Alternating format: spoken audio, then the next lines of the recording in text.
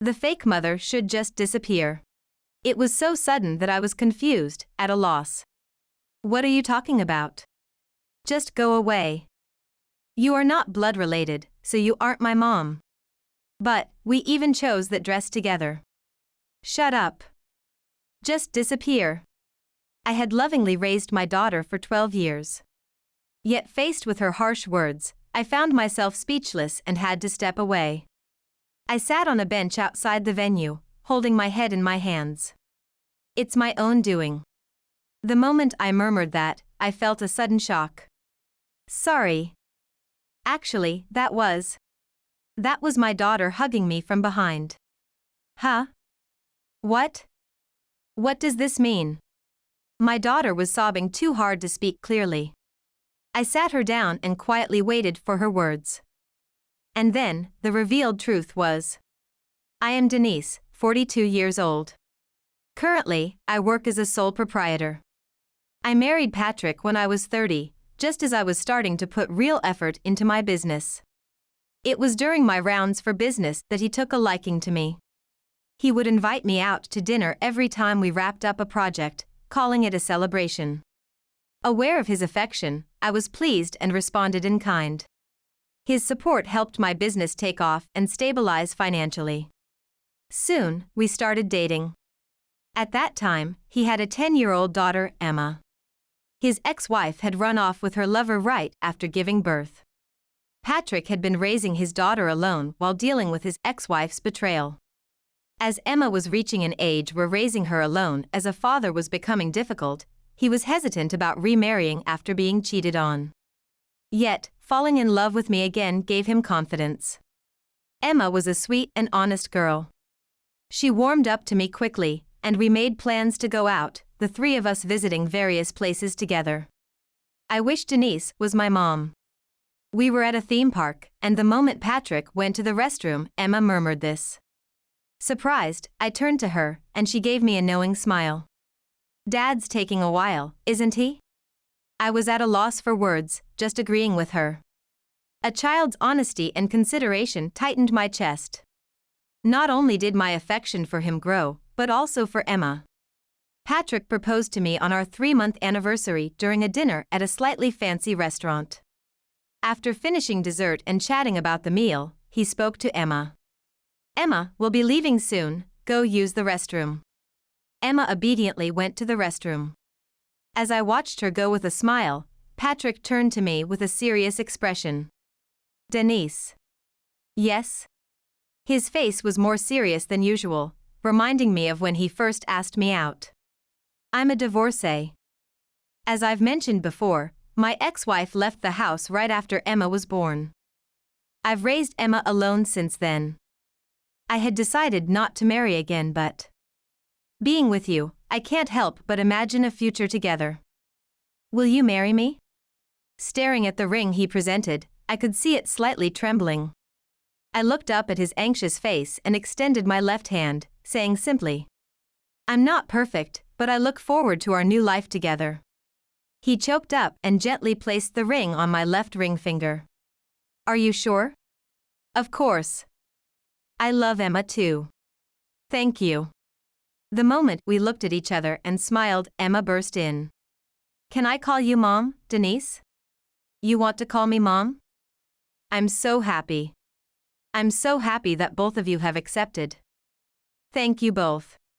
With that, we hugged each other, embracing dreams and hopes for the future. Patrick and I registered our marriage and started living together.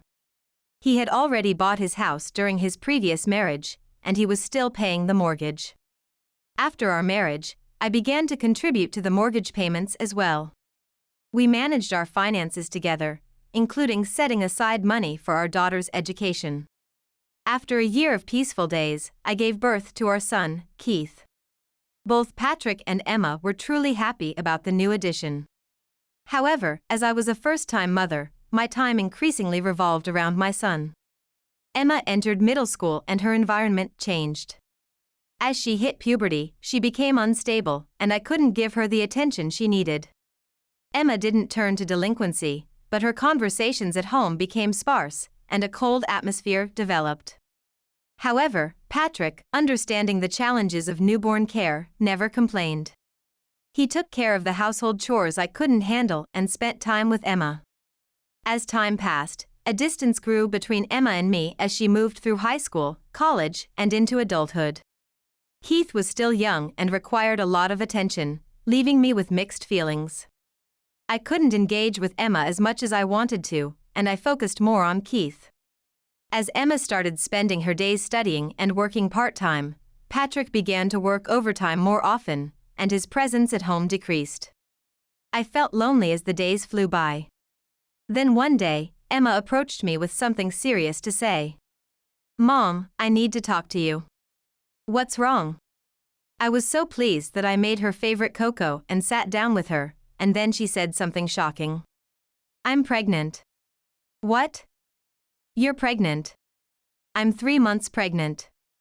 When I told my boyfriend, he said we should get married right after we graduate. 3 months pregnant. I'm in my final year of university, and I'll be done in 4 months. I have all my credits, and I just need to finish my thesis, so please let me graduate. Of course. But what will you do after that? My boyfriend already has a job lined up, and we've chosen a place to live. It's close by, and I'd be happy if you could help us. Seeing her determined expression, I just nodded strongly. You've decided then? Yes.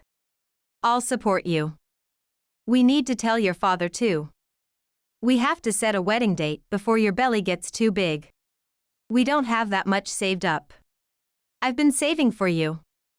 I regret not being able to help you when times were tough, so please, use it. Thank you. We laughed and hugged each other for the first time in a long while, remembering the moment Patrick proposed. Then we informed Patrick, and preparations for the wedding began immediately. We went dress shopping together. Seeing my daughter wrapped in a pure white dress warmed my heart. When we first met, she was just a child, but now she was about to become a mother and marry the man she loved. That fact brought me to tears. Mom, why are you crying? It's because I'm happy, of course. We had that exchange. However, I had to miss the meeting of both families due to an unavoidable business trip. I apologized to my daughter multiple times and went on the trip. Before I knew it, the wedding day was upon us. Dressed in my dress, I headed to the wedding venue. I went to see my daughter in the waiting room first. The fake mother should just disappear. It was so sudden that I was confused, at a loss. What are you talking about? Just go away. You are not blood related, so you aren't my mom. But, we even chose that dress together. Shut up. Just disappear. My daughter, her hair and makeup disheveled from crying and thrashing about, pushed me out of the dressing room. I was at a loss, wondering how things had come to this, when my husband approached. Anything wrong? Emma said. The fake mother should leave.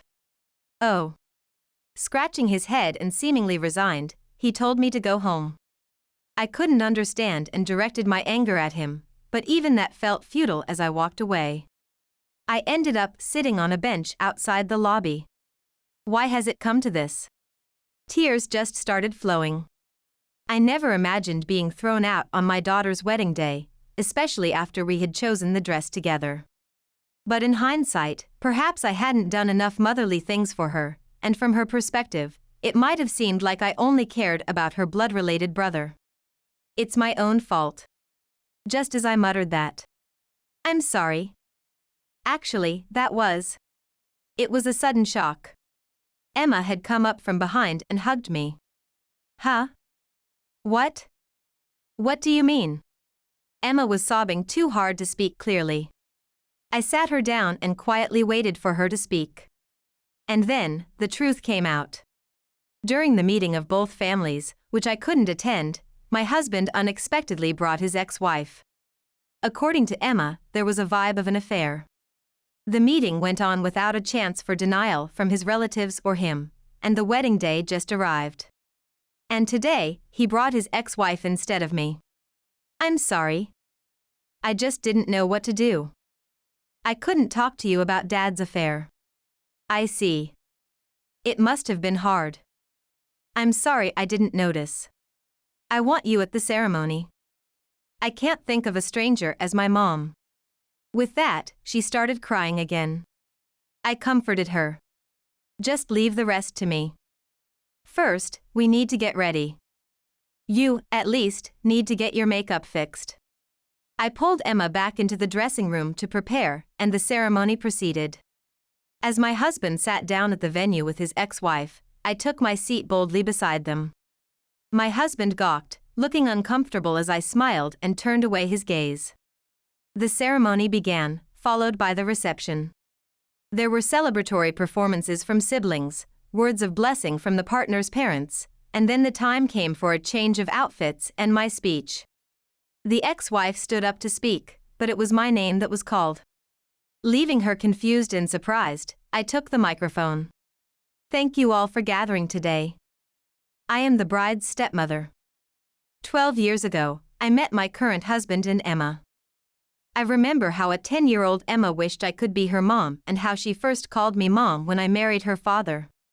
Today, the biological mother is also here due to my husband's arrangement, but I am truly happy that this opportunity was given to me. Today, I have prepared a letter for Emma as she starts her new family. Please allow me some time. I began reading the letter. The first time we met, how she rejoiced at her brother's birth, my shortcomings as a mother, yet always wishing for her happiness and supporting her. Various emotions welled up, blurring my vision. As I looked up at Emma after finishing, her cheeks were wet. I felt reassured by her husband's firm grip on her hand. The ceremony concluded successfully, and as everyone began to leave, my husband confronted me. I thought you were leaving. After Emma told me everything, I swallowed my pride to attend. I never imagined you'd have an affair with your ex-wife. That's irrelevant. Amy was supposed to give the mother's speech. Why did you? Even though you missed the meeting. How can you say that? Bringing your mistress to our daughter's introduction? We're getting a divorce. Just stay with that woman. Now that the daughter has left, and just pay child support for the son. What? Divorce. Fine. You were only good for parenting anyway. Oh really? I loved you all, but it seems you didn't.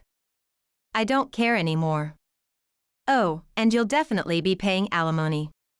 As Patrick and I argued to this point, our anxious daughter and her husband approached. You guys. You ruined the ceremony. Dad, it was you who tried to ruin the wedding and betrayed us. Before the ceremony began, it was Mom who apologized and explained everything to my husband's family. Did you notice, Dad? Everyone was wondering why that woman was there. But because Mom greeted everyone, ensuring the ceremony wasn't ruined, everyone went home feeling good. You know, I'm your real parent. She's not even related by blood. A mother who isn't related by blood has always cared more about me. Through her tears, that's what Emma finally said. Unable to bear it, her husband gently embraced her. I apologized to my daughter and her husband and let them go home, regretting having involved them in their parents' dispute on what should have been a joyful wedding day. I confronted Patrick and declared, "We will get a divorce. Please pay the alimony and child support for our son. As for Emma, we will follow her wishes. Oh, and one more thing." I turned to the woman involved in the affair who had been lurking behind my husband. You have been having affairs, huh? What? There's no proof. Sorry, but the proof is crystal clear. You're lying. When did you? It's a bluff. You couldn't have had time to gather evidence. Well, actually, I do have it. Did you not realize you dropped your phone? I said this as I pulled my husband's phone from my bag and handed it to him. You carelessly dropped your phone, and I just happened to pick it up and stumbled upon the evidence of the affair. You understand, right? I smiled sweetly at the two of them as they turned pale. Yes, the preparation I had made before the ceremony included apologizing to and explaining things to my son-in-law's family, and checking my husband's phone. After apologizing, I took advantage of my husband's carelessness when he left his phone on the table while going to the bathroom. I retrieved it and transferred the incriminating photos and social media interactions stored in his photo folder to another device. I had secured the evidence solidly. So, that's the situation. With that, I left the scene. Later, I pursued legal action through a lawyer against my husband for alimony and child support. He agreed to pay $20,000 in alimony and $500 a month in child support until our son reached adulthood. I was somewhat surprised by how much he had saved up but accepted the payment and finalized the divorce.